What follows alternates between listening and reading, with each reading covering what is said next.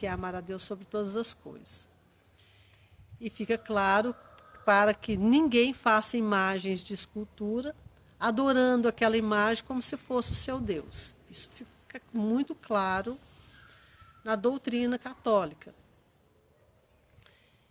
Então, é diferente, né? Imagens e idolatria. É diferente para a questão dos católicos. Isso acontecia entre os povos pagãos, que não conheciam o Deus verdadeiro e se curvava a deuses estranhos, que eram, na verdade, eram demônios que querem adoração atrás daqueles deuses ali que eram cultuados e exigiam sacrifícios, muitas vezes, de crianças.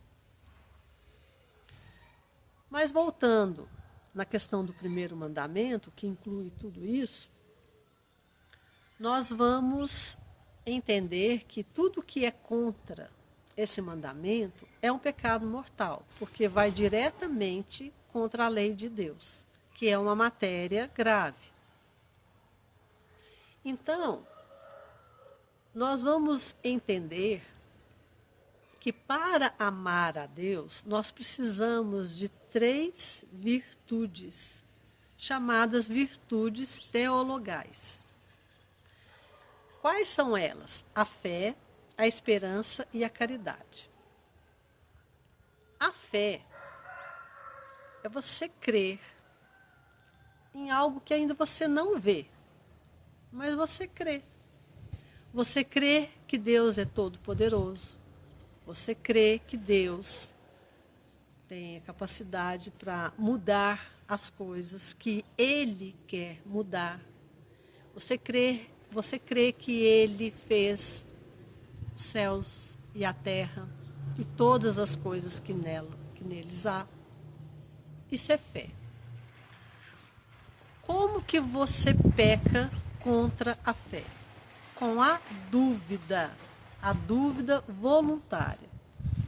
Quando você começa a questionar, será mesmo que Deus abriu o mar vermelho para os hebreus passarem para fugir dos egípcios? Será mesmo? Será mesmo que Deus dava maná para eles se alimentarem, caía maná do céu? Será mesmo? Então a pessoa começa a ficar questionando as coisas de Deus. Então essa fé, essa falta de fé, essa dúvida, na verdade uma dúvida, ela é contra o primeiro mandamento. Que é uma fé voluntária. A pessoa fica procurando provas pela ciência, se isso realmente aconteceu, se já fizeram testes, se já ficou comprovado cientificamente que o mar se dividiu para o povo passar, se tem alguma coisa na arqueologia que comprova a veracidade da Bíblia. Para poder ter a fé, ela quer comprovações. Então, é uma dúvida voluntária que ela fica desenvolvendo na sua mente. Ela não aceita. Ela não quer aceitar, porque ela acha que tudo tem que ser provado pela ciência. Outra virtude teologal é a esperança. Como que você peca contra essa virtude? Quando você fica em desespero. Acontece uma coisa, você entra em desespero, você não confia em Deus. Você não acredita que Deus é um Pai amoroso, que Ele te ama, que Ele quer o seu bem. Você não acredita, você acha que por que Ele vai me amar? Será que Ele ama mesmo? Será que Ele vai me ajudar mesmo? E por que Ele me ajudaria? Porque a pessoa, quando ela está nesse desespero, ela está se colocando em primeiro lugar. Como que ela se coloca em primeiro lugar? Ela fica questionando, mas será que eu mereço? Será que Deus vai me ouvir mesmo? Eu fiz tanta coisa ruim, será que Ele vai ouvir minha oração? Será que Ele vai olhar para mim? Ele tem tanta coisa para fazer, Ele tem tanta coisa para tomar conta. Ele vai me olhar, eu aqui um pontinho insignificante, será? Acho que não. Acho que Ele já deu a capacidade para a gente resolver as coisas e a gente que tem que decidir tudo. A pessoa já vai entrando em desespero, porque ela não acredita que tem um Deus que toma conta dela, que quer o bem dela, que olha por ela. Então ela entra num desespero. Ela perde a esperança, porque ela vai cultivando esse pensamento. Ela não dá um basta, fala, não, eu acredito e sei que Deus vai agir da forma dele, no tempo dele, e eu vou esperar.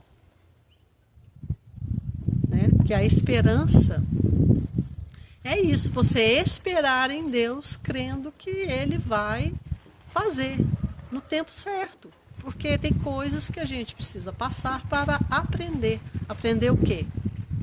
Aprender o quê? Aprender coisas que vai elevar a nossa alma. Sempre o objetivo, a gente não pode perder de vista, que o objetivo é salvação. Salvação da nossa alma. Nós estamos aqui para adorar a Deus, servir a Ele e nos purificar, alcançar a santidade para sermos salvos por Cristo Jesus. Sem Jesus isso não seria possível da nossa parte somente. O nosso sim vai dizer que Jesus pode trabalhar conosco, né, na nossa elevação espiritual. E contra a esperança também tem a presunção, que é um pouquinho diferente do que eu acabei de falar sobre o desespero. Presunção é a pessoa pensar que ela pode fazer tudo, ela pode pecar à vontade, que no final Deus vai ter misericórdia dela. Na verdade, ela não precisa nem se esforçar para se converter. Qual que é esse esforço? Esse esforço é falar não para o pecado, é evitar o mal, é fugir das coisas que não agradam a Deus, que sabe que vai machucar o coração de Deus, vai entristecer, vai fazer um agravo contra Deus. Uma pessoa, ela pensa que ela pode agir da forma que ela quiser, fazendo todos os seus desejos carnais, e que no final Deus vai perdoar, porque Ele é amor. Ele é amor, então Ele... O que isso quer dizer? Se Ele vai perdoar todos os seus erros voluntários e nenhum esforço para mudar, Ele seria injusto com as outras pessoas que se esforçaram para fugir dos pecados, para dizer não aos desejos carnais. Então, Deus é misericordioso? Sim, mas Ele também é justiça. Ele vai aplicar justiça no julgamento. Uma pessoa, ela não pode esquecer disso. Ele é misericordioso, porque assim que um pecador se arrepende, Deus aplica a misericórdia. Mas por um pecador que não se arrepende, não quer se arrepender e quer viver no pecado, como que ele vai aplicar a misericórdia? Nem a própria pessoa quer ser salva. E a outra virtude é a caridade. A caridade significa o próprio amor a Deus. Então, uma pessoa que é tíbia, o que é a tibieza? A tibieza é uma pessoa que não se firma. Quando você conversa com ela a respeito de Deus, ela fica entusiasmada, ela quer as coisas de Deus, ela quer seguir a Deus, ela até se emociona, né? Aquela fé emotiva, que não é racional, é uma fé emotiva. Não tem problema nenhum se emocionar. Somos humanos, nós vamos nos emocionar. Mas a fé ela tem que ficar mais firmada na razão. Você tem que entender, independente do seu sentimento, você crer no que Deus está falando que é. Independente de como seu sentimento esteja. Senão você vai ficar uma pessoa tíbia. Então, uma pessoa tíbia é assim. Aí, quando ela está no mundo se divertindo, fazendo os desejos dela, os desejos carnais, ela nem se lembra que existe Deus. Ela nem se pergunta se aquilo ali está agradando a Deus ou não. Mas aí, a hora que ela volta para casa, que não tem mais a diversão para ela, aí ela vai lembrar de Deus, ela vai fazer a oração e vai dormir. E depois, numa outra oportunidade, ela começa tudo de novo. Então, é uma pessoa que não se firma nas coisas de Deus. Ela não quer seguir a Deus. Porque a gente não pode esquecer, Jesus morreu por nós, ele fez o sacrifício. Mas ele disse, pegue a sua cruz e siga-me. Não tem como você seguir Jesus sem a sua cruz. E a sua cruz é o sacrifício que você vai fazer diariamente.